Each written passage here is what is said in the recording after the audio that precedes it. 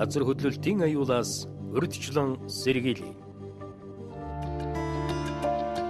Иргэн байгууллага бүр барилга байгууламжийг барих батлагдсан норм стандартыг хатуу баримтлах.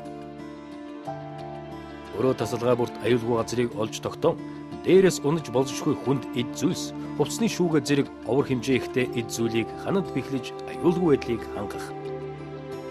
Өөрийгөө болон ойр дотны хүмүүсээ хамгаалах, тусламж үзүүлэх аргад суралцж хаана хинт хандхаа мэддэг байх.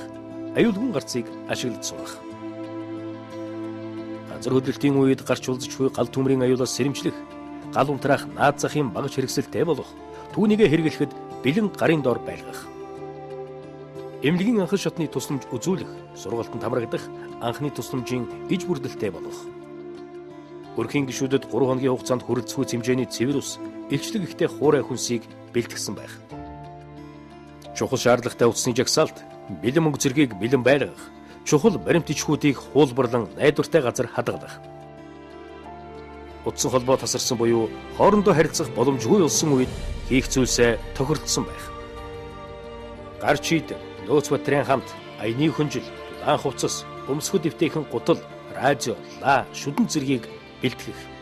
Газар хөдлөлтийн үед хүмүүсийг нүүлгэн шилжүүлсэн тохиолдолд цугларах байраа мэдсэн байх. Онцгой байдлын ерөнхий газар. Нэгдсэн үндэсний байгууллагын хөгжлийн хөтөлбөр.